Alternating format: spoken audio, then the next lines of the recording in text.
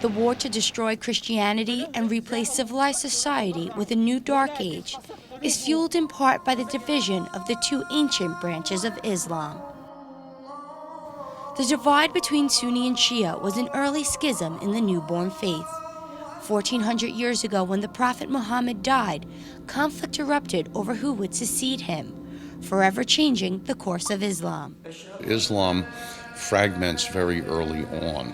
Those two main families, if you will, originate really within the first generation of the history of Islam in the Middle East, and they persist to this day, and as we know from current events, do not get along.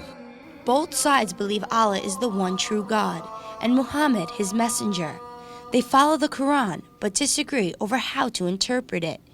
In Iraq, the violence highlights different identities, the intertwining of both beliefs and politics. They are sects of religion that are colliding or conflicting with each other, as well as states. It's not either or, it's both. Remember, in Islam, and this was true from Muhammad onward, it was his intention that religion and politics are indistinguishable.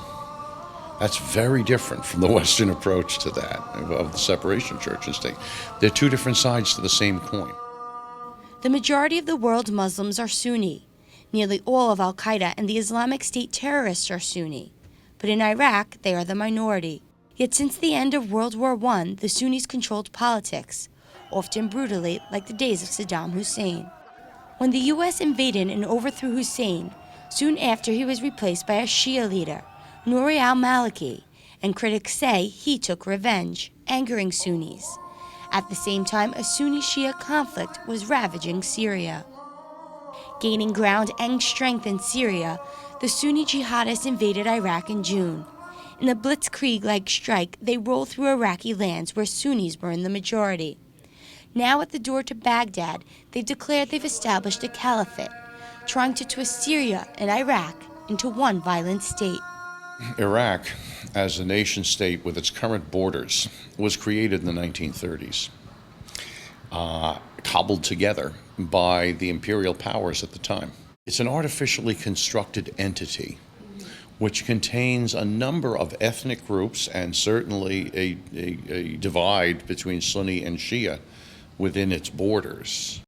But according to the Islamic State, these borders no longer exist. ها نحن الآن نمشي على الأقدام ولله الحمد والمنة قادمون من أرض الشام إلى أرض الرافدين. هذا ما نبتغيه وهو هدم الحواجز وكسر الحدود ولله الحمد والمنة كما وعد شيخنا. Al-Maliki has now stepped down in hopes of stopping the advancing Islamic State.